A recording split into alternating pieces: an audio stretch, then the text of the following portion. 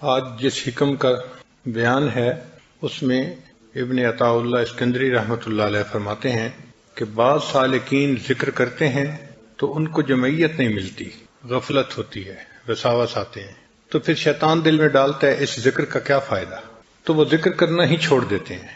تو اس پر انہوں نے فرمایا کہ ذکر کے دوران اگر غفلت ہو جائے تو یہ کمزوری ہے، اور ذکر کرنے ہی سے غفلت کا ہو جانا یہ زیادہ برا ہے۔ ابھی تو ہم ذکر میں بیٹھے ہیں نا، جمعیت نہیں ہے، لیکن شیطان کہتا ہے ایسے ذکر کا کیا فائدہ۔ تو وہ کہتے ہیں کہ اگر ذکر ہی چھوڑ دیا تو وہ زیادہ بڑا نقصان ہے۔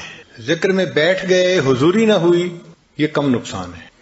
تو ذکر میں حضور نہ ہونے کے سبب ذکر کو نہ چھوڑ، کیونکہ اثناء ذکر میں غفلت ہونے کی بنسبت نفس ذکر سے غفلت کا ہونا زیادہ سخت ہے، اس لیے معمولات نہیں چھوڑنے چاہیے، حضوری نصیب ہو یا نہ ہو، یکسوئی ہو یا نہ ہو۔ عبد اللطف نہ بنے، عبد اللطیف بننے کی کوشش کریں۔ ہم نے اللہ کا ذکر کرنا ہے نا، تو اگر کیفیت بنے گی تو بھی ذکر کریں گے، کیفیت نہ بنے گی پھر بھی ذکر کریں گے۔ ذکر تو ہم نے کرنا ہی ہے ہر حال میں، تو فقط لطف کے پیچھے نہ بھاگتے پھریں۔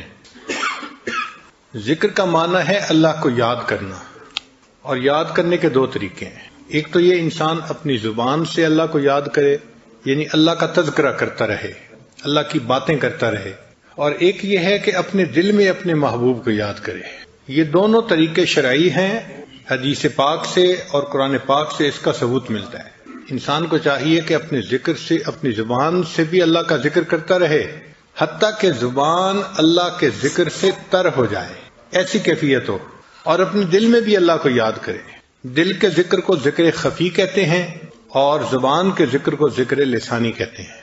مختلف سلاسل ہیں، بعض سلاسل میں ذکر لسانی ہے، چنانچہ وہ زبان سے ذکر کرتے رہتے ہیں، لا الہ الا اللہ، لا الہ الا اللہ، الا اللہ، الا اللہ، اللہ اللہ، تو اس طرح سے زبان سے ذکر کرتے ہیں۔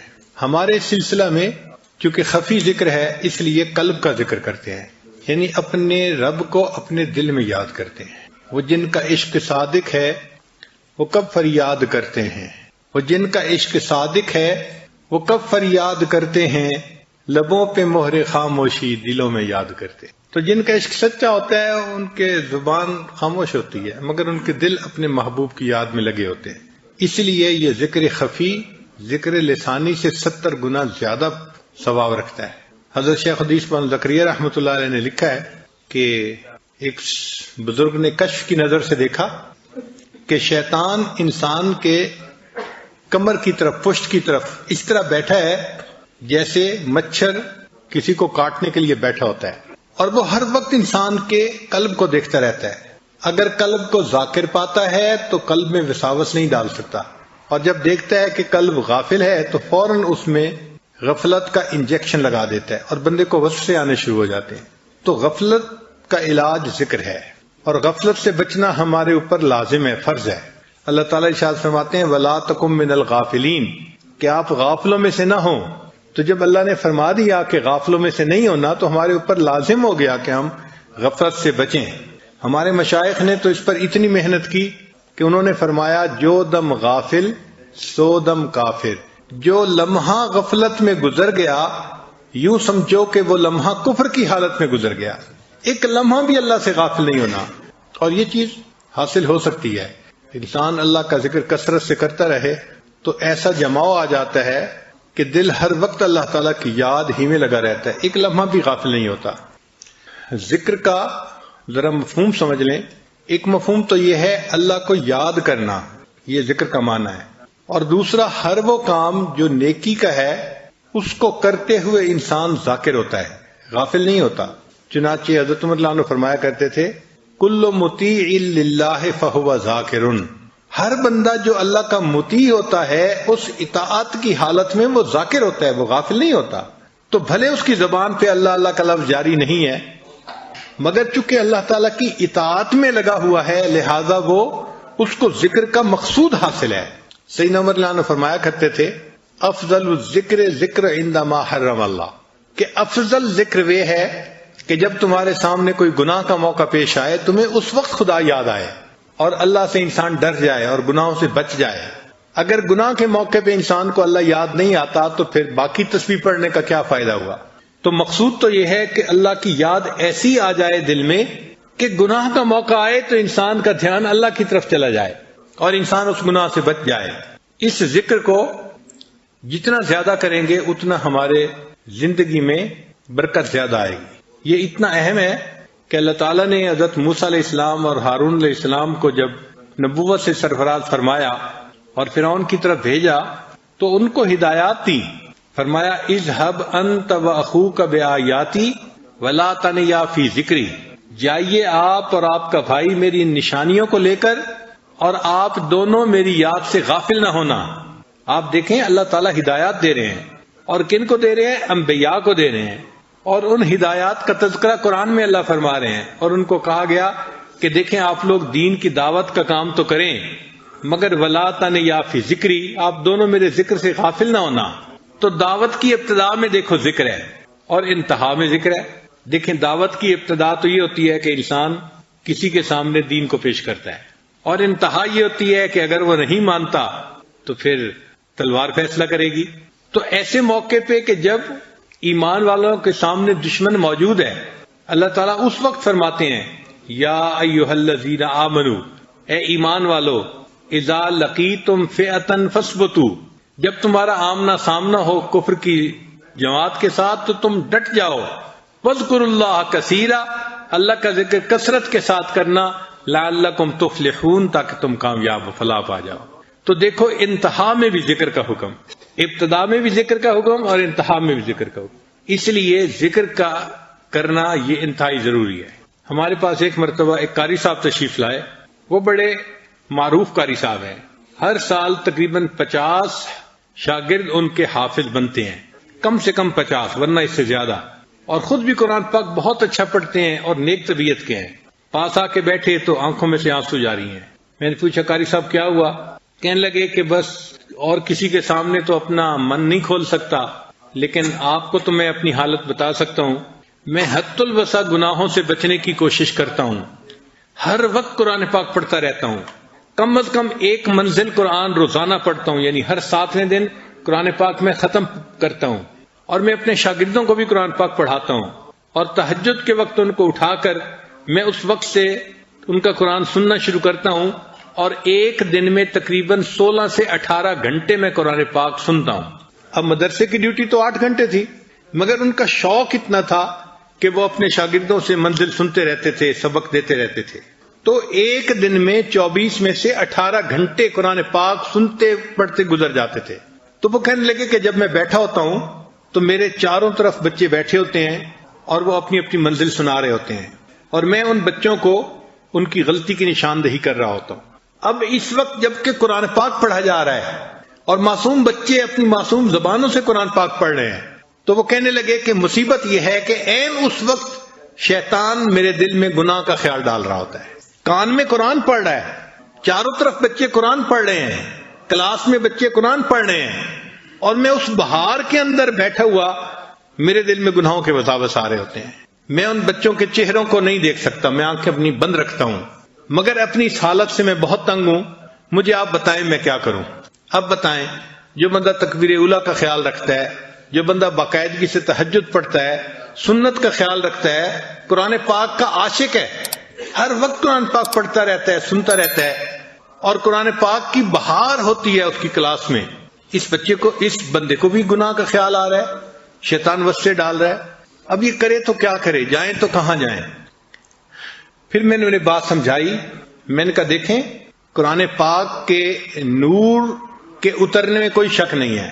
قرآن پاک میں اللہ فرماتے ہیں وَإِذَا قُرِئَ الْقُرْآنُ فَاسْتَمِعُوا لَهُ وَأَنصِتُوا لَعَلَّكُمْ تُرْحَمُونَ، کہ جب قرآن پڑھا جائے تم خاموش رہو، غور سے سنو تاکہ تم پر رحمتیں نازل ہوں۔ تو جہاں قرآن پاک پڑھا جاتا ہے وہاں رحمتیں نازل ہوتی ہیں، نور نازل ہوتا ہے، لیکن آپ کا دل اس نور کو ایکسپٹ نہیں کر پا رہا، اس کو جذب نہیں کر پا رہا۔ نور اترتا ہے، نور اترنے میں کوئی شک نہیں ہے، یہ اللہ کا قرآن گواہی دے رہا ہے، مگر آپ کا دل اس نور کو جذب نہیں کر پا رہا۔ تو قاری صاحب نے سوال پوچھا کہ جی میرا دل کیوں نور کو جذب نہیں کر پا رہا؟ پھر میں نے انہیں بات سمجھائی، میں نے کہا دیکھیں قاری صاحب، بچہ جب پیدا ہوتا ہے نا تو اس کو ماں کا دودھ پلایا جاتا ہے، اس لیے کہ اس کے لیے سب سے زیادہ موافق اس کی والدہ کا دودھ ہوتا ہے. اور اگر فرض کرو کہ والدہ کا دودھ نہ ہو یا کم ہو تو پھر اس کے لیے اس بچے کو بکری کا دودھ پلا دیتے ہیں یا گائے کا دودھ پانی ملا کے پتلا کر کے پلا دیتے ہیں، تو بچہ اس کو بھی جذب کر لیتا ہے. پھر جب بچہ بڑا ہو جاتا ہے، جوان ہو جاتا ہے، تو پھر اتنا قوی ہو جاتا ہے کہ اب اس کو بھینس کا دودھ بھی پلا دیں تو وہ اس کو بھی ہضم کر لیتا ہے. لیکن اگر پیدا ہونے والے بچے کو بھینس کا دودھ پلائیں گے تو اس کا ہاضمہ خراب ہو جائے گا اور وہ ہسپتال پہنچ جائے گا، اس لیے کہ اس کا ہاضمے کا نظام اتنا کمزور ہے کہ وہ ثقیل دودھ کو برداشت ہی نہیں کر سکتا. اور بھینس کا دودھ چونکہ اس میں مکھن زیادہ ہوتا ہے تو وہ ثقیل ہوتا ہے، اور گائے کا دودھ جو ہے یا بکری کا یہ لطیف ہوتا ہے. میں نے پوچھا یہ بات سمجھ آ گئی؟ کہنے لگے ہاں سمجھ آ گئی. میں نے کہا اب دیکھیں کہ جو قرآن پاک کا نور ہے یہ اترتا ہے یقیناً جب قرآن پاک پڑھا جاتا ہے، مگر اس نور کے اندر ثقل ہے، بھاری ہے. انا سنلقی علیک قولا ثقیلا، یہ قول ثقیل ہے. تو ثقل کی وجہ سے ہر بندے کا دل اس نور کو جذب نہیں کر پاتا. نور اترتا ہے مگر دل میں اتنی کیپیبلٹی نہیں ہوتی کہ اس کو جذب کر لے، تو دل فائدہ نہیں اٹھاتا.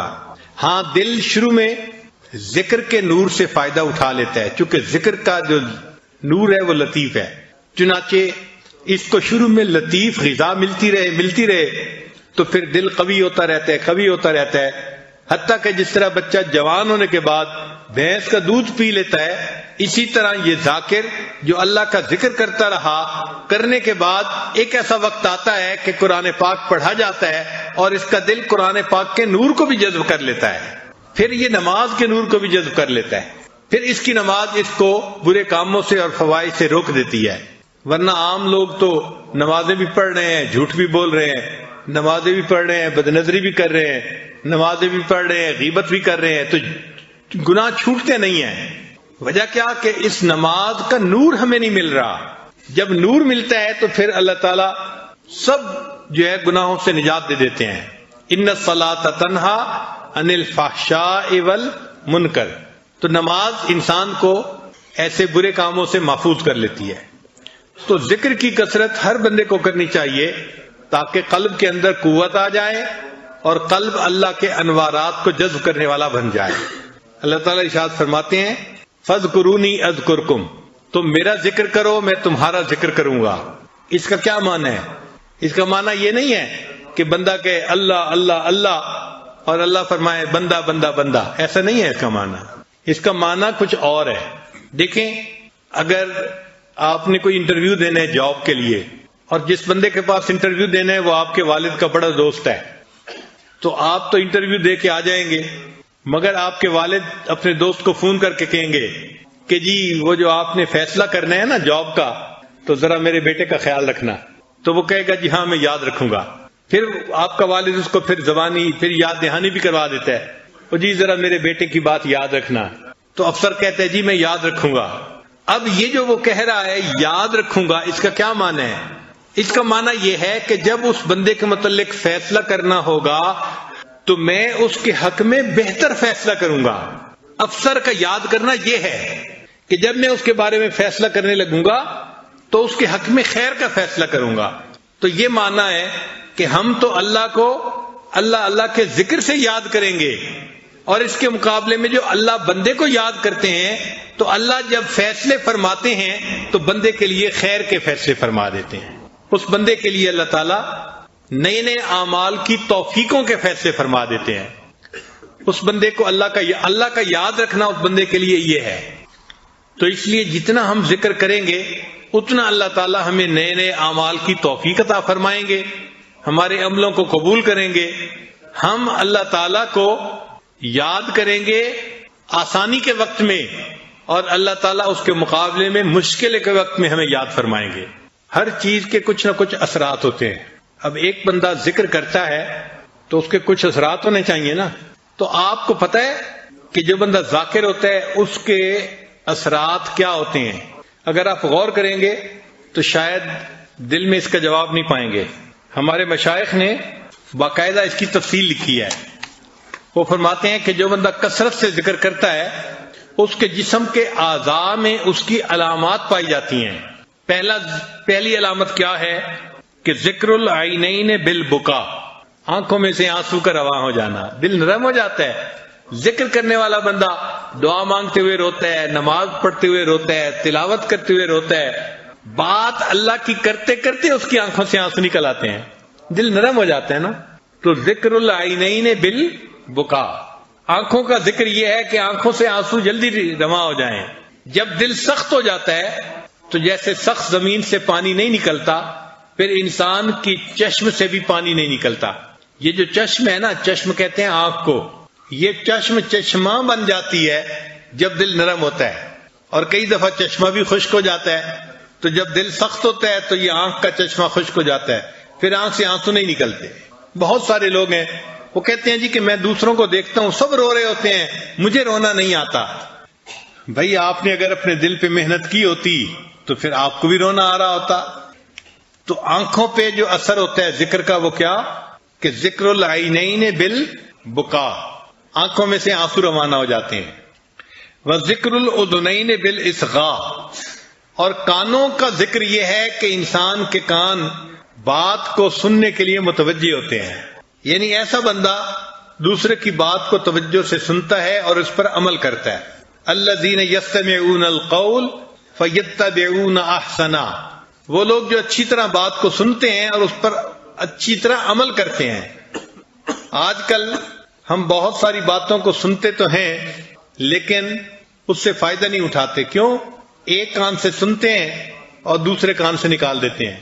چنانچہ جہنمی جب جہنم میں جائیں گے تو اس وقت ان سے فرشتے کہیں گے کہ تمہیں کوئی ڈرانے والا نہیں آیا تھا، سمجھانے والا نہیں آیا تھا کہ جہنم سے بچنا، جنت جانے کی تیاری کرنا؟ تو جہنمی کہیں گے آیا تو تھا، ہم نے جھٹلا دیا تھا.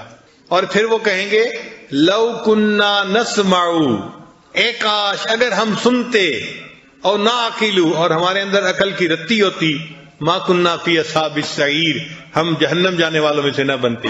ہم تو خیر کی بات سنتے ہی نہیں تھے. تو انسان کئی مرتبہ سنتا ہے مگر ایسے ہوتا ہے جیسے نہیں سن رہا ہوتا. ہمارے حضرت مرشد عالم رحمت اللہ علیہ بھرے مجمع میں کئی مرتبہ جلال میں آ کے کہتے تھے وہ سن رہے ہو؟ میں کہتا ہوں تم نہیں سن رہے. پہلے فرماتے تھے وہ سن رہے ہو، پھر فرماتے تھے میں کہتا ہوں تم نہیں سن رہے. تو انسان سننے کے باوجود ایسے ہوتا ہے جیسے اس نے نہیں سنا ہوتا، اور اللہ تعالیٰ اس کو سننے کی توفیق ہی نہیں دیتے. قرآن پاک میں اللہ فرماتے ہیں وَلَوْ أَرَادَ اللَّهُ بِهِمْ خَيْرًا لَأَسْمَعَهُمْ، اگر اللہ ان میں خیر پاتے ان کو سننے کی توفیق دے دیتے، یعنی ان میں خیر ہوتی نا تو اللہ ان کو بات سنوا دیتے، یہ اس سے فائدہ اٹھا لیتے. سنتے ہی نہیں ہے. تو کانوں کا ذکر یہ ہے کہ انسان خیر کی بات کو سنے اور اس پر عمل کے لیے فوراً تیار ہو جائے. پھر فرمایا وذکر اللسان بالثناء، کہ زبان کا ذکر اللہ تعالیٰ کی ثنا ہے.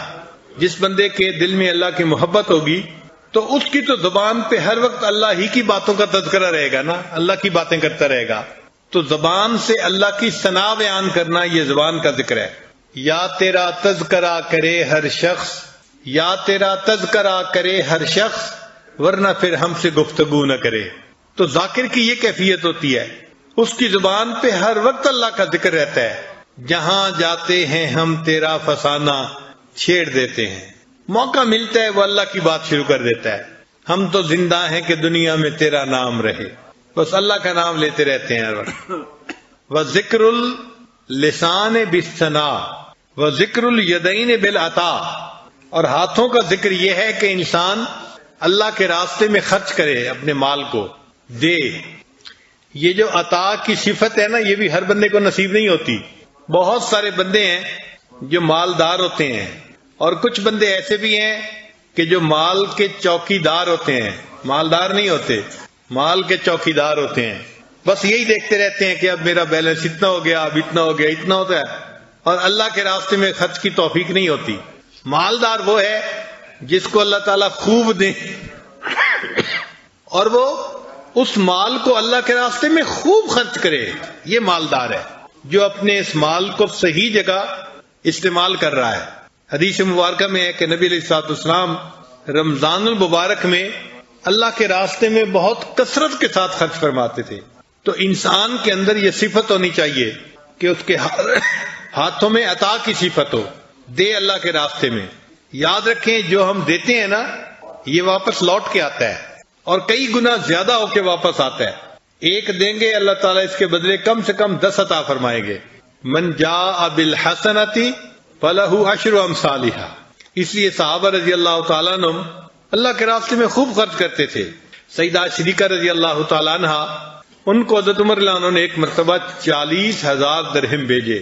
تو انہوں نے مدینہ کی بیواؤں کو، یتیم بچوں کو بلوایا اور ان میں پیسہ خرچ کرنا شروع کر دیا، ان کو دینا شروع کر دیا. باندی نے دیکھا کہ گھر میں تو کھانے کی کوئی چیز نہیں اور ام المؤمنین روزے سے بھی ہیں اور روزہ افطار کرنے کا وقت آ رہا ہے. تو وہ آئی اور کہنے لگی کہ ام المؤمنین کچھ پیسے مجھے بھی دے دیں، گھر میں افطاری کی کوئی چیز نہیں، میں کوئی چیز لے کے آؤں. تو فرمایا تو مجھے پہلی بتاتی، میں نے تو وہ سارے کے سارے پیسے اللہ کے راستے میں خرچ کر دیے. یہ ہے عطا کی صفت کہ سارے پیسے اللہ کے راستے میں خرچ کر دیے اور اپنے لیے افطاری کو کچھ ہے یا نہیں اس کا پتہ بھی نہیں چلا. ام المؤمنین سودا رضی اللہ تعالیٰ عنہ، ان کو ایک مرتبہ حضرت عمر رضی اللہ عنہ نے 25,000 درہم بھیجے مال غنیمت میں سے، ان کا حصہ بنا تھا. تو جب 25,000 درہم ملے تو انہوں نے اسی وقت عورتوں کو بلوایا، غریب عورتوں کو، اور ان میں تقسیم کر دیے. جب تقسیم کر کے فارغ ہو گئیں تو پھر انہوں نے 2 رکعت نفل نماز پڑھی اور نفل کے بعد یہ دعا مانگی، اے اللہ امیر المومنین عمر رضی اللہ عنہ کو آئندہ توفیق ہی نہ دے کہ وہ میری طرف پیسے بھیجا کریں. اے اللہ ان کو توفیق ہی نہ دے کہ وہ میری طرف پیسے بھیجیں. جو آیا سب اللہ کے راستے میں دے دیا اور اوپر سے دعا بھی مانگی کہ یہ میری طرف پیسے بھیجا ہی نہ کریں، اس لیے کہ وہ دنیا کی حقیقت سے واقف تھے، جانتے تھے. وذکر البدن بالوفا، اور بدن کا ذکر یہ ہے کہ انسان اللہ سے وفا کرے. اللہ سے وفا کیا ہے؟ کہ اللہ کے غیر کی طرف متوجہ نہ ہو، سب اپنی نگاہیں اللہ کے اوپر ہی مرکوز رکھے. انی وجہت وجہی للذی فطر السماوات والارض. جیسے ابراہیم علیہ السلام نے شرک خفی اور شرک جلی دونوں قسم کے شرک سے سچی توبہ کر لی تھی اور اللہ ہی کی طرف وہ متوجہ ہو گئے تھے اور انہوں نے یہ الفاظ کہے تھے، انی وجہت وجہی للذی فطر السماوات والارض. یہ ان کے الفاظ ہیں. پھر اللہ تعالیٰ ان سے اتنا خوش ہوئے کہ اللہ نے فرمایا وَإِبْرَاهِيمَ الَّذِي وَفَّى، اور میرا ابراہیم میرا بڑا وفادار نکلا، اس نے میرے ساتھ وفا کر دکھائی. تو ہم بھی اللہ کے وفادار بندے بنے. اللہ آپ کا دیا کھاتے ہیں اور ہم آپ ہی کے بن کے زندگی گزارتے ہیں. آپ کے غیر کو آنکھ اٹھا کے دیکھنا پسند نہیں کرتے. ہمارا دل صرف آپ کی محبت کے لیے ہے. ہمارے دل کی محبت ہے تو فقط آپ کے لیے، اس میں ماں سوا کی محبت کا کوئی جو ہے امکان نہیں ہے. وذکر البدن بالوفا وذکر القلب بالخوف والرجاء، اور قلب کا ذکر یہ ہے کہ انسان کے دل میں اللہ سے امید بھی ہو اور اللہ کا ڈر بھی ہو. کہتے ہیں نا الایمان بین الخوف والرجاء، کہ ایمان خوف اور امید کے درمیان ہوتا ہے. کیا معنی؟ کہ جب انسان اپنے عملوں کو دیکھتا ہے تو دل پہ خوف آ جاتا ہے کہ میرا کیا بنے گا، اور جب اللہ کی رحمت پہ نظر ڈالتا ہے تو دل میں امید لگ جاتی ہے کہ اللہ مجھے معاف کر دیں گے. تو کبھی خوف کی کیفیت، کبھی امید کی کیفیت. تو مومن کے دل میں بھی یہی کیفیت رہتی ہے، کبھی خوف کی ہوتی ہے اور کبھی امید کی ہوتی ہے. یہی خوف تھا جس وجہ سے صحابہ رضی اللہ تعالیٰ عنہ رات کو رویا کرتے تھے. حضرت ابوبکر صدیق عنہ فرمایا کرتے تھے، اے کاش میں کسی مومن کے بدن کا بال ہوتا، اے کاش میں کوئی گھاس کا تنکا ہوتا، میں کسی درخت کا پتا ہوتا، میں پرندہ ہوتا. کیوں ایسا کہتے تھے؟ کہ وہ اللہ کی عظمتوں کو جانتے تھے اور وہ جب سوچتے تھے نا کہ اللہ کے سامنے جواب دینا پڑے گا تو پھر ڈرتے تھے اور ان کے اپنے عمل کچھ نظر ہی نہیں آتے تھے. اور جب اللہ تعالیٰ کی رحمت کی طرف دھیان جاتا تھا پھر امید ہوتی تھی ان کے دلوں میں. چنانچہ حضرت عمر رضی اللہ تعالیٰ عنہ اتنا رویا کرتے تھے کہ ان کے چہرے پر آنسوؤں کے بہنے کی وجہ سے نشان پڑ گئے تھے، سکار بن گیا تھا، نشان نظر آتے تھے. آپ نے زندگی میں کوئی ایسا بندہ دیکھا کہ جو اتنا روتا ہو کہ اس کے رخسار پر آنسو کے بہنے کی لائن بن گئی ہو، نشان پڑ گیا ہو؟ ہم نے تو زندگی میں کوئی ایسا بندہ نہیں دیکھا. کتنا روتے ہوں گے اللہ کے حضور، کثیر البکا تھے. حتیٰ کہ جب خلیفہ بنے تو پانی مانگتے تھے اور ان کو پانی کی جگہ اگر مشروب مل جاتا تھا تو وہ مشروب کو آنسوؤں کی ملاوٹ سے پیا کرتے تھے. یعنی پیالے میں سے مشروب پینا ہوتا تھا اور آنسو بہ کے پیالے کے اندر جا رہے ہوتے تھے، آنسوؤں کی ملاوٹ سے مشروب پیتے تھے. وذکر القلب بالخوف والرجاء وذکر الروح بالتسلیم والرضا. اور روح کا ذکر یہ ہے کہ انسان کے اندر تسلیم اور رضا پیدا ہو جائے. تسلیم اور رضا کسے کہتے ہیں؟ کہ اللہ تعالیٰ نے جو تقدیر بنائی انسان اس کے اوپر راضی رہے، خوش رہے، مطمئن رہے کہ اللہ نے جو بنایا، جو میری تقدیر لکھی بالکل ٹھیک لکھی. یہ تسلیم، یہ رضا اور تسلیم کا مقام یہ کافی مشکل حاصل ہوتا ہے، محنت کرنی پڑتی ہے.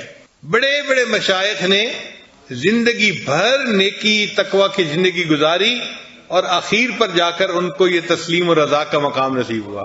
اور تسلیم و رضا یہ ہے کہ اللہ نے جو ہمارے لیے فیصلہ فرما دیا ہم راضی ہوں کہ وہ فیصلہ بالکل ٹھیک ہے. انسان اپنے اللہ سے راضی رہے. رضیت باللہ ربا وبمحمد نبیا وبالاسلام دینا.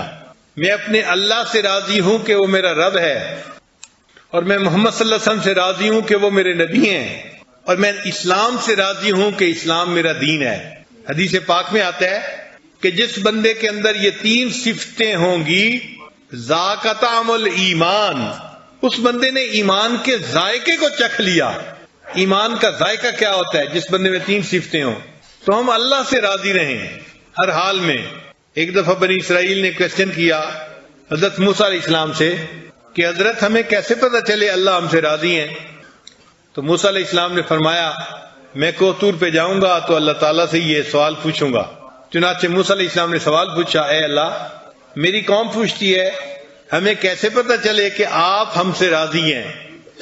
تو اللہ تعالیٰ نے فرمایا کہ میرے پیارے موسیٰ علیہ السلام اپنی قوم کو بتا دیجئے کہ یہ فیصلہ کرنا آسان ہے. اگر یہ لوگ اپنے دل میں مجھ سے راضی ہیں میں ان سے راضی ہوں، اگر یہ مجھ سے خفا ہیں تو میں ان سے خفا ہوں. تو یہ پتہ کرنا کہ اللہ ہم سے راضی ہے یا نہیں بہت آسان ہے. ہم اپنے دل میں جھانک کے دیکھیں کہ ہمارے دل میں کوئی شکوہ شکایت تو نہیں ہے. اگر ہمارے دل میں شکوے ہیں، بیٹے کو نوکری نہیں ملی، بیٹی کا رشتہ نہیں آ رہا، فلاں ڈیل پوری نہیں ہو رہی، فلاں یہ نہیں ہو رہا، فلاں وہ نہیں ہو رہا، اگر ہمارے دل میں شکوے ہیں اس کا مطلب اللہ ہم سے ناراض ہے.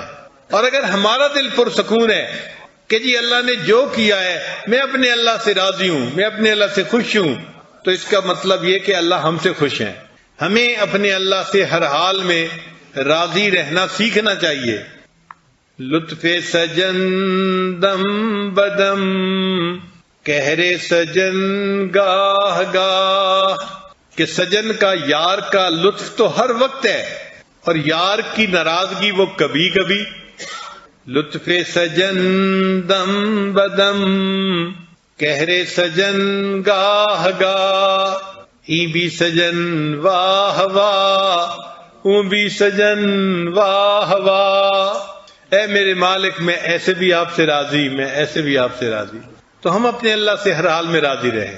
کسی شاعر نے کہا نہ تو ہجر ہے اچھا نہ وصال اچھا ہے، نہ تو ہجر ہے اچھا نہ وصال اچھا ہے، یار جس حال میں رکھے وہی حال اچھا ہے.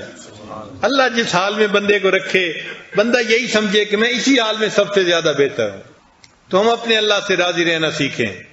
تو ذکر کی یہ علامتیں ہیں، ہم اپنے اندر ان علامتوں کو ڈھونڈیں.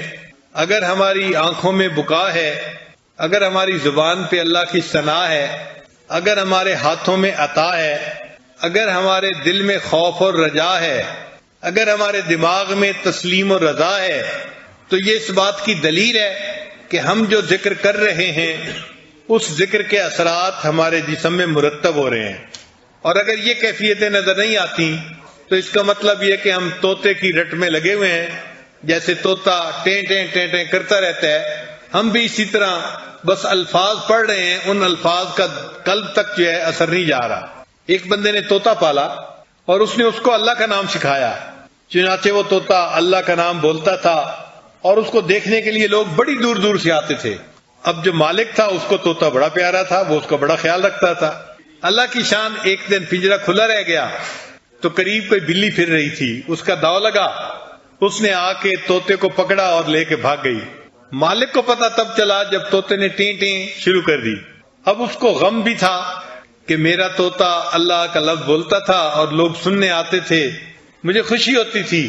اب اس طوطے کو بلی لے کے چلی گئی، مگر اس کو حیرانی بھی تھی، تو وہ کسی اللہ والے کے پاس آیا اور کہنے لگا کہ حضرت مجھے حیرانی اس بات کی ہے کہ میں نے اسے اللہ اللہ سکھایا تھا، جب بلی اس کو پکڑ کے لے گئی تو اس کی زبان سے اللہ اللہ تو نہیں نکل رہا تھا، ٹیں ٹیں نکل رہی تھی۔ تو ان بزرگوں نے فرمایا کہ پریشان ہونے کی بات نہیں ہے، اصل میں اس کی زبان پہ اللہ اللہ تھا اور اس کے دل میں ٹیں ٹیں تھی، اور موت کے وقت وہ نکلتا ہے جو دل میں ہوتا ہے۔ اگر اس کے دل میں اللہ اللہ ہوتا تو پھر موت کے وقت بھی اللہ اللہ نکل رہی ہوتی۔ تو بھائی زبان سے صرف الفاظ پڑھ لینا کافی نہیں جب تک کہ دل میں اس کا اثر مرتب نہ ہو۔ اللہ کرے کہ ہمارے دل میں اللہ کا نام رچ بس جائے، حتیٰ کہ جب موت کا وقت آئے تو اللہ کا نام ہماری زبان پہ جاری ہو جائے، بے اختیار کلمہ جاری ہو جائے اور کلمہ پڑھیں اور اپنے رب کے حضور پیش ہو جائیں۔ وآخر دعوانا ان الحمد للہ رب العالمین۔ تھوڑی دیر کے لیے مراقبہ کر لیجئے، آنکھوں کو بند کر لیجئے، سر کو جھکا لیجئے، دنیا اور جو کچھ دنیا میں ہے خود سے ہٹ کٹ کے اللہ رب العزت کی یاد میں ڈوب جائیے۔ لا الہ الا اللہ محمد رسول اللہ۔ دعا کر لیجئے۔ سبحان ربی العلی الوہاب، اللہم صلی علی سیدنا محمد وعلی آل سیدنا محمد وبارک وسلم۔ اے کریم آقا، ہم آپ کے عاجز مسکین بندے ہیں، ہمارے گناہوں کو معاف فرما، خطاؤں سے درگزر فرما، عیبوں کی پردہ پوشی فرما، جو گناہ دن میں کیے معاف فرما، جو راتوں میں کیے معاف فرما، جو محفل میں کیے معاف فرما، جو تنہائیوں میں کیے معاف فرما، جو ارادے سے کیے وہ بھی معاف فرما، جو بن ارادے کے ہوئے وہ بھی معاف فرما۔ اے اللہ، معصیت کی ذلت سے محفوظ فرما اور ہمیں طاعات کی عزت نصیب فرما، آنے والے وقت کو گزرے وقت سے بہتر فرما، آنے والی زندگی کو گزری ہوئی زندگی کا کفارہ بنا۔ اے اللہ، آپ کے بندے دور دور سے دل میں نیک امیدیں لے کے یہاں آئے ہیں، اے اللہ ان کی امیدوں کو پورا فرما۔ میرے مولا، یہ اعتکاف میں بیٹھنے والے آپ کے در کی چوکھٹ کو پکڑ کے بیٹھے ہیں، اے اللہ ان پر رحم کی نظر فرما دیجئے۔ جہاں سے اللہ تعالیٰ اپنے انبیاء کو کھلاتے تھے وہیں سے اللہ ان کے ورثاء کو بھی کھلائے۔ انبیاء دنیا میں آتے تھے تو کسی کے سامنے ہاتھ پھیلاتے تھے، فرماتے تھے لا اسألکم علیہ اجرا، کھلے لفظوں میں فرماتے تھے کوئی تم سے بدلہ نہیں میں مانگتا، میں تمہیں اللہ کی بات سنانے کے لیے آیا، میرا مالک میرا اللہ ہے۔ تو تقوی کی وجہ سے اللہ رب العزت بندے کو بے گمان رزق عطا فرماتا۔ چنانچہ ساتواں فائدہ یہ کہ تقوی والے انسان کو اللہ تعالیٰ اپنی معیت عطا فرما دیتے ہیں۔ چنانچہ فرماتے ہیں وَاعْلَمُوا أَنَّ اللَّهَ مَعَ الْمُتَّقِينَ۔ اب دیکھیے یہ تمام باتیں قرآن مجید سے ثابت ہیں، یہ کوئی قصے کہانیاں نہیں، کوئی مَا كَانَ حَدِيثًا يُفْتَرَىٰ، گھڑی ہوئی باتیں نہیں ہیں جو آپ کے سامنے کہہ رہے ہیں، قرآن کی آیتیں، ہر بات پر قرآن کی آیت بتا رہی ہے کہ کیا ہو رہا ہے۔ چنانچہ فرمایا وَاعْلَمُوا، جان لو ان اللہ مع المتقین، اللہ تعالیٰ متقین کے ساتھ۔ کیا مطلب متقین کے ساتھ؟ یعنی اللہ تعالیٰ کی مدد کا وزن متقی بندے کے پلڑے میں ہوتا ہے۔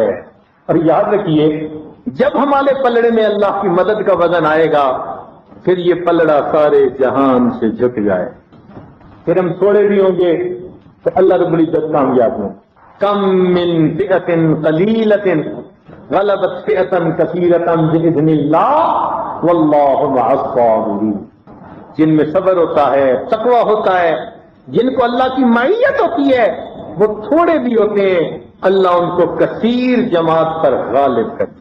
اب یہ تو لفظی ترجمہ تھا نا، اگر مفہوم سمجھنے کے لیے عرض کروں نا اپنی زبان میں تو وہ یوں بنتا ہے اس آیت کا کم من فئۃ قلیلۃ غلبت فئۃ کثیرۃ باذن اللہ۔ کتنی بار ایسا ہوا اللہ نے چڑیوں سے باغ مروا دیے، واللہ مع الصابرین، اللہ تو صبر والوں کے ساتھ. جب وہ پروردگار ساتھ دیتا ہے تو چڑیاں بھی باز مار گرایا کرتی. آج ہم ڈرتے پھرتے ہیں پتہ نہیں کیا ہوگا کیا ہوگا.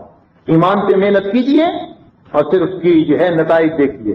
تیرے ہاتھ میں ہو قرآن اور تو دنیا میں رہے پریشان. تیرے ہاتھ میں ہو قرآن اور تو دنیا میں رہے ناکام.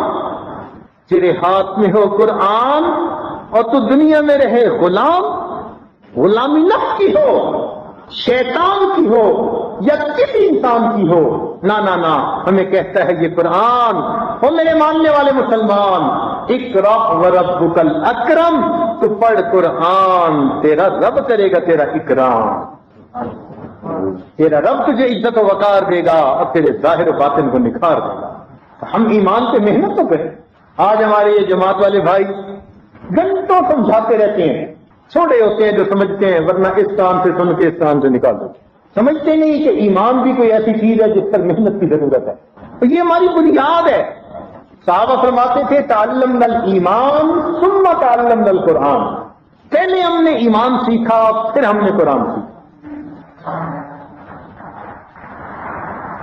8واں فائدہ کہ جو انسان متقی ہوتا ہے اس کو اللہ رب العزت اپنا محبوب بنا لیتے ہیں. اللہ تعالیٰ اس بندے سے محبت فرماتے ہیں جو متقی ہوتا ہے.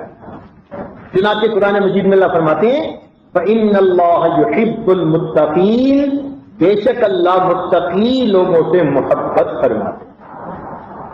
جو اللہ تعالیٰ کا محبوب بنا وہ تو پھر محبوب کل جہاں بن گیا. حدیث میں آتے ہیں نا کہ اللہ تعالیٰ جب کسی سے پیار کرتے ہیں دعا جبرائیل علیہ السلام کو بلاتے ہیں اور فرماتے ہیں کہ جبرائیل میں فلاں بندے سے محبت کرتا ہوں. تو جبرائیل علیہ السلام بھی اس سے محبت کرنے لگ جاتے ہیں اور وہ آسمان کے اندر اعلان کرتے ہیں اور آسمان کے سارے فرشتے اس سے محبت کرتے ہیں. پھر وہ زمین پر آتے ہیں اور زمین پہ اعلان کرتے ہیں. لوگوں کے کان نہیں، لوگوں کے دل اس کو سنتے ہیں. ثم یودع له القبول فی الارض، پھر اللہ تعالیٰ ایسے بندے کے لیے دنیا میں قبولیت رکھتی ہے. لوگوں کے دلوں میں محبت اس کی ہوتی، ٹوٹ کے پیار کرتے ہیں. ہر عمر کے، ہر جگہ کے لوگ. یہ کیا چیز ہوتی ہے؟ اصل میں اللہ کے ہاں قبولیت ہوتی ہے، اس کا پرتو پڑتا ہے. اللہ تعالیٰ لوگوں کے دلوں میں بھی محبتیں ڈال دیں. پھر اللہ رب العزت بندے کے حالات کو سنوارتے ہیں تقوی کی وجہ سے. اتقوا اللہ وقولوا قولا سدیدا یصلح لکم اعمالکم. پھر آگے 10واں کہ اللہ تعالیٰ بندے کی دشمنوں سے حفاظت فرماتے ہیں اگر وہ متقی ہوتا ہے. یہاں گھروں میں جاؤ نا تو ایک سائن لگا ہوتا ہے کہ پروٹیکٹڈ بائی فلاں. کوئی کتنا پروٹیکٹ کر سکے گا؟ وہ بھی مخلوق ہے. متقی ہم اگر بن جائیں گے تو پھر ہمارے ماتھے پہ لکھا جائے گا protected by the creator of the universe. اللہ تعالیٰ پھر اس بندے کو پروٹیکٹ فرماتے ہیں، آداب کی حفاظت فرماتے ہیں. سنیے قرآن عظیم الشان. اللہ تعالیٰ ارشاد فرماتے ہیں وَإِن تَصْبِرُوا وَتَتَّقُوا لَا يَضُرُّكُمْ كَيْدُهُمْ شَيْئًا. اگر تم اپنے اندر صبر و پیدا کرو، تقوی پیدا کرو، تو تمہیں تمہارے دشمنوں کی مکاریاں کوئی نقصان دے ہی نہیں. دیکھیے اللہ تعالیٰ نے اپنے محبوب صلی اللہ علیہ وسلم کی کیسے حفاظت کرنا. مکہ مکرمہ کے جتنے بھی سردار تھے سب چاہتے تھے کہ بس ہم کسی طرح ان سے جان چھڑائیں. چنانچہ وہ ایک جگہ اکٹھے ہوئے. کتابوں میں لکھا ہے کہ ابلیس بھی پہنچ گیا بنفس خبیث. انہوں نے پوچھا بڈھے تو کہاں سے آیا؟ کہتا ہے میں شیخ نجدی ہوں اور اس لیے آیا ہوں کہ اپنے تجربے سے میں تمہیں اچھا مشورہ دوں. انہوں نے کہا بہت اچھا. چنانچہ مشورہ ہونے لگا. ایک نے کہا ان کو اونٹ پہ بٹھا کے یہاں سے بھیج دو، کہیں اور چلے جائیں گے ہماری جان چھوٹ جائے گی. تو وہ سڑک اٹھا، کہنے لگا یہ کیا بات کر رہے ہو؟ اس بندے کے اندر اتنی میگنیٹک پاور ہے، کشش ہے، سپیکنگ پاور ہے کہ یہ جہاں جائے گا ان لوگوں کو اپنا بنائے گا اور مضبوط ہو کے یہ واپس پلٹ کے حملہ کرے گا اور تمہارا نام و نشان مٹا دے گا. اچھا، ایک نے کہا کیسے کرتے ہیں؟ ان کو گھر کے کمرے میں بند کر دیتے ہیں، بس ایک روشن دان سے کھانا دے دیا کریں گے تو کچھ دنوں کے بعد بالآخر موت آ ہی جائے گا. کہنے لگا یہ کیا بات کی؟ اس کے قبیلے والے چاہنے والے حملہ کریں گے اور اسے چھڑوا کے لے جائیں گے۔ ابو جہل نے کہا کہ ہاں میرے ذہن میں ایک تجویز ہے۔ کون سی؟ کہ جتنے قبائل ہیں نا سب ایک ایک بندے کو بھیج دیں اور ہم گھر کا محاصرہ کر لیتے ہیں، اور جب یہ صبح اندھیرے منہ نکلے اپنے گھر سے تو سب مل کر حملہ کریں اور ان کا کام تمام کر دیں، تو پھر ان کے جو گھر والے ہیں رشتہ دار ہیں وہ اتنے قبیلوں سے تو جنگ نہیں کر سکیں گے۔ شیخ نجدی کہنے لگا ویل ڈن، زبردست بات کی، ایسے کرنا چاہیے۔ چنانچہ یہ بات طے پا گئی، سارے قبیلوں سے ایک ایک بندہ چن کر گھیرے کر کے کھڑا ہوا، اور اللہ تعالیٰ نے اپنے محبوب صلی اللہ علیہ وسلم کے دل میں ڈال دیا آپ ہجرت کر جائیے۔ نبی اسلام نے ہجرت فرما لی، سارے سور تشریف لے گئے۔ اچھا دیکھیے، جب صبح ان کو پتہ چلا کہ بھائی اللہ تعالیٰ کے محبوب صلی اللہ علیہ وسلم تو چلے گئے، تو وہ قدموں کے نشانوں سے پیچھے چلے ٹریس کرنے کے لیے، ٹریسر بھی ان کے ساتھ تھے، غار ثور کے دروازے پہ پہنچ گئے۔ وہاں کیا تھا؟ غار ثور کے دروازے پر ایک مکڑی نے جالا بنا دیا، تو انہوں نے جب جالے کو دیکھا تو وہ کہنے لگے کہ لگتا ہے ادھر تو کبھی کوئی اندر گیا ہی نہیں، حالانکہ چند فٹ کے فاصلے پہ کھڑے تھے۔ اب یہاں پر ایک نقطہ دیکھیے کہ اللہ رب العزت کی چیز میں اللہ نے فرمایا ان اوہن البیوت لبیت العنکبوت، یہ جو مکڑی کا جالا ہے یہ گھروں میں سب سے کمزور گھر، دیواروں میں سب سے کمزور دیوار۔ اللہ نے اپنی قدرت کا اظہار فرمایا، لوگوں جب میں اپنے محبوب کی حفاظت کرنے پہ آتا ہوں میں مکڑی کے جالے کی دیوار بھی بنا دیتا ہوں، ساری دنیا مل کے وہ دیوار بھی نہیں توڑ سکتی۔ اتنے کمزور دیوار سے میں اپنے محبوب کی حفاظت کر کے دکھا دوں۔ تو اللہ تعالیٰ آداب حفاظت فرماتے۔ حضرت خواجہ محمد بن مالک صدیقی رحمۃ اللہ علیہ کا ایک مدرسہ ہے دہلی سے کوئی 18-20 کلومیٹر کے فاصلے پر۔ جب ملک تقسیم ہو رہا تھا تو ان دنوں میں بہت آپس میں جھگڑے ہو جاتے تھے، کبھی ہندو حملہ کر دیتے، کبھی سکھ حملہ کر دیتے، کبھی مسلمان کر دیتے، عجیب افراتفری کا عالم تھا ان دنوں میں۔ تو حضرت رحمت اللہ علیہ کے مدرسے کے باہر قریب میں سکھوں کی بستیاں تھیں دو، تو ایک دن ایک معلم ایک استاد وہاں سے جا رہے تھے تو ایک سردار صاحب آئے اور کہنے لگے کہ تم لوگوں نے کہیں سے فوج بلوائی ہوئی ہے؟ تو وہ سمجھدار تھے، وہ کہنے لگے کیوں سردار جی؟ کہنے لگے کہ ہم 3 مرتبہ سب کے سب تلواروں خنجروں سے لیس ہو کر نکلے کہ اس مدرسے کے سب طلباء اور مسلمان مردوں کو ختم کر دیں۔ جب بھی ہم قریب پہنچے ہمیں یوں محسوس ہوا جیسے کوئی فوج اس مدرسے کی حفاظت کر رہی اور ہم قریب نہیں جا سکتے۔ تو اس استاد نے جب آ کے حضرت کو یہ بات سنائی تو حضرت نے فرمایا کہ ہاں میں نے مدرسے میں ہمیشہ یہ کوشش کی کہ بڑی عمر کے طلباء الگ رہیں، چھوٹی عمر کے الگ رہیں۔ میرے مدرسے میں چونکہ گناہ نہیں تھا اس وجہ سے اللہ نے ان کی حفاظت پر فرشتوں کو متعین فرما دیا۔ تو اللہ تعالیٰ یوں آداب حفاظت فرما دے۔ تقویٰ کا 11واں فائدہ کہ اس کی وجہ سے اللہ تعالیٰ انسان کو آخرت کے بڑے درجات عطا فرمائے۔ آخرت کی ساری کامیابی ہے ہی متقی بندوں کے لیے۔ چنانچہ پل صراط سے کون گزرے گا؟ جو متقی ہوگا۔ اللہ تعالیٰ ارشاد فرماتے ہیں وَإِن مِّنكُمْ إِلَّا وَارِدُهَا كَانَ عَلَى رَبِّكَ حَتْمًا مَّقْضِيًّا ثُمَّ نُنَجِّي الَّذِينَ اتَّقَوْا وَنَذَرُ الظَّالِمِينَ فِيهَا جِثِيًّا۔ پھر جو متقی ہوں گے ان کو ہم بچا لیں گے، پار کرا دیں گے، اور جو ظالم ہوں گے ان کو جہنم میں گرا۔ اور جنت کی طرف کون جائے گا؟ وَسِيقَ الَّذِينَ اتَّقَوْا رَبَّهُمْ إِلَى الْجَنَّةِ زُمَرًا۔ اسی لیے فرمایا ان للمتقین مفازا، ان المتقین فی جنات وعیون، ان المتقین فی جنات ونہر فی مقعد صدق عند ملیک مقتدر۔ تو یہ سارے کے سارے فائدے متقی لوگوں۔ پھر ایک 12واں فائدہ کہ متقی لوگوں پر اللہ تعالیٰ برکتوں کے دروازے کھولے۔ سنیے قرآن عظیم شان، اللہ تعالیٰ ارشاد فرماتے ہیں وَلَوْ أَنَّ أَهْلَ الْقُرَىٰ آمَنُوا وَاتَّقَوْا لَفَتَحْنَا عَلَيْهِمْ بَرَكَاتٍ مِّنَ السَّمَاءِ وَالْأَرْضِ۔ اگر یہ ان بستی دیسوں والے ایمان لاتے اور تقوی کو اختیار کرتے تو ہم ان پر برکتوں کے دروازوں کو کھول دیتے۔ متقی کی صحت میں برکت، زندگی میں برکت، وقت میں برکت، یاداشت میں برکت، رزق میں برکت، عزت میں برکت، ایمان میں، ہر چیز میں برکت ہوتی ہے۔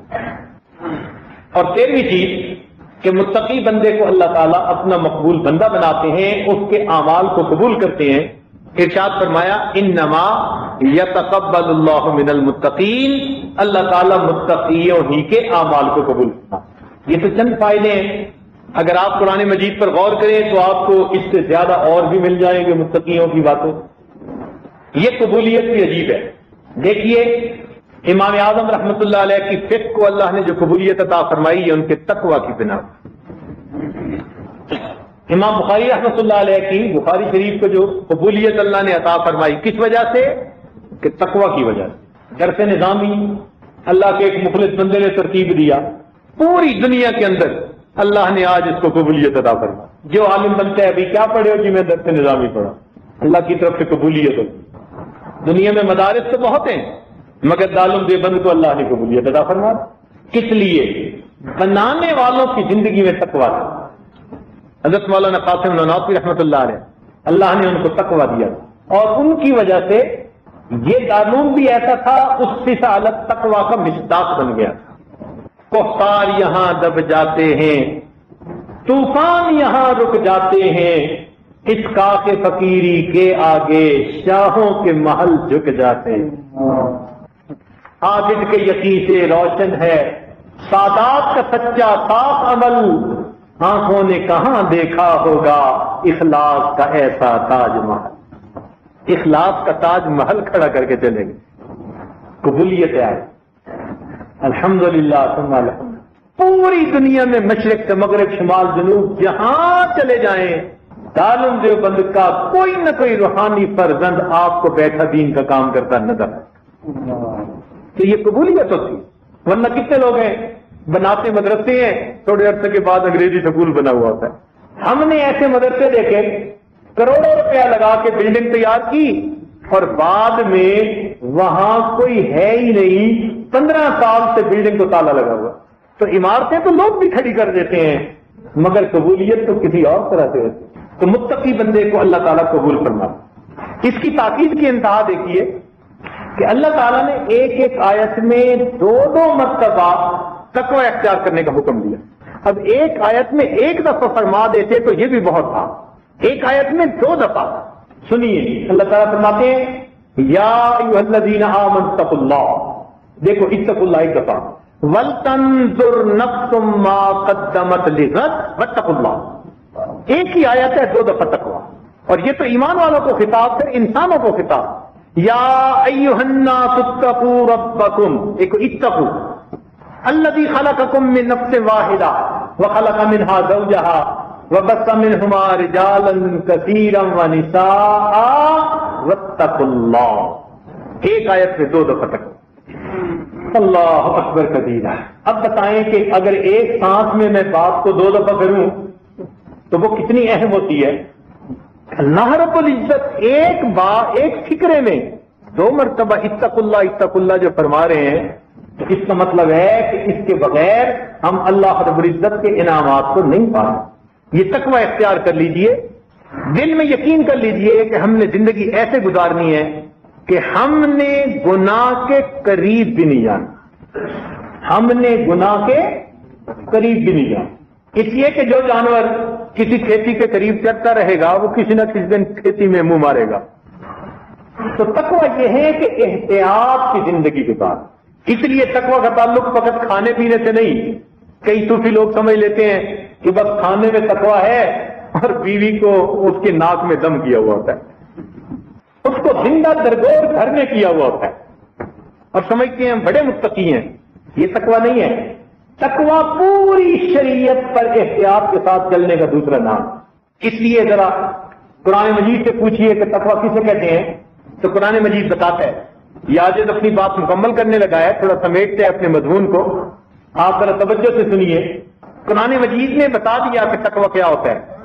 اب قرآن مجید کی تعریف سنیں، فرمایا لیس البر ان تولوا وجوہکم قبل المشرق والمغرب ولکن البر من آمن باللہ والیوم الآخر والملائکۃ والکتاب والنبیین وآتى المال على حبه ذوي القربى واليتامى والمساكين وابن السبيل والسائلين وفي الرقاب وأقام الصلاة وآتى الزكاة والموفون بعهدهم إذا عاهدوا والصابرين في البأساء والضراء وحين البأس أولئك الذين صدقوا وأولئك هم المتقون۔ یہ جو سارے احکام شریعت پر عمل کرنے والے ہیں یہ ہیں جو سچے ہیں اور یہی ہیں جو متقی۔ اللہ تعالیٰ سے دعا مانگیے کہ ان روزوں کی برکت سے جو فرمایا لعلکم تتقون، اللہ تعالیٰ ہمیں بھی یہ تقویٰ عطا فرمائے۔ اگر کوئی اس عاجز سے سوال کرے کہ جی ہمیں آسان لفظوں میں بتائیں کہ تقویٰ کیا ہے، تو وہ بھی بتا دیں یا دعا کر لیں؟ شاید بات لمبی ہو گئی، بتلا دیں۔ ہمیں ایک مرتبہ تجربہ ہوا، عمرے کے لیے گئے تو وہاں کے ایک ساتھی جو ہمارے دوستوں میں سے تھے مگر مقیم وہاں سے کام کر رہے تھے، ان کو شوق ہوا کہ ہم بھی ساتھ عمرہ کریں، احرام باندھ کے آگے۔ اب جیسے ہی ہم چیک پوسٹ کے قریب گئے نا تو ان کا رنگ اڑا ہوا، خوف، پسینہ آیا ہوا۔ تو میں نے پوچھا کہ آپ کی طبیعت ٹھیک ہے، کیا وجہ ہے؟ کہنے لگے حضرت بس شوق تھا آپ کے ساتھ عمرہ کروں اور جلدی میں ورقہ نہیں بنوا سکا۔ وہاں کے کام کرنے والوں کے لیے بھی ایک شہر سے دوسرے شہر جانے کے لیے اجازت نامہ چاہیے ہوتا ہے، ورقہ چاہیے ہوتا ہے۔ تو ان کے پاس اقامہ تو تھا وہاں کا، لیکن ایک شہر سے دوسرے شہر جانے والا اجازت نامہ ورقہ نہیں بنوایا۔ جب سامنے چیک پوسٹ نظر آئی تو اب ان کو یاد آیا، اوہو میں نے تو ورقہ بنوانا تھا۔ اب ان کا رنگ جو ہے نا پک ہو گیا۔ اب میں نے دیکھا کہ گاڑی آہستہ تو کرنی تھی، ڈرائیور نے اپنی کار کی، تو جیسے جیسے وہ چیک پوسٹ قریب آ رہی تھی نا اس بیچارے کا سانس ایسے جیسے بس رکنے کے قریب تھا۔ وہ کہتا تھا کہ حضرت پولیس والے نے اگر روک لیا تو یہ مجھے واپس بھیج دے گا، میں غیر قانونی تو ہوں نہیں، کتنا کہے گا تمہیں جانے کی اجازت نہیں تو میں آپ کے ساتھ عمرہ نہیں کر سکوں گا، عمرہ تو میں پھر کر لوں گا، تو میرے دل کی جو تمنا ہے وہ پوری نہیں ہو سکے گی۔ تو ہم نے دیکھا کہ جب اس چیک پوسٹ کے بالکل قریب گئے اور گاڑی آہستہ ذرا کر لی نا ڈرائیور نے، تو اب اس کا جو ہے نا سانس جیسے رکا ہوا ہوتا ہے اور اس کا دل دھک دھک کر رہا تھا کہ اگر اس نے اشارہ کر دیا جانے کا تو پھر تو نجات ہو جائے گی، اور اگر اس نے سٹاپ سائن دکھا دیا تو پھر تفتیش ہو جائے گی، کیا بنے گا۔ اب جیسے ہی ہم قریب آئے تو اس نے پہلے تو ہمیں کہہ دیا رکو، یوں کر دیا۔ اب جیسے ہی اس نے رکنے کا کہا نا تو میں نے دیکھا کہ ایسے کر کے نا اس کی زبان سے یہ لفظ نکلا کہ بھائی یہ تو ہمیں روک لیا گیا، اور زیادہ خوف زدہ۔ مگر اللہ کی شان کہ اس چیک پوسٹ والے نے اس مسکین صورت کو دیکھا تو کہنے لگا یا اللہ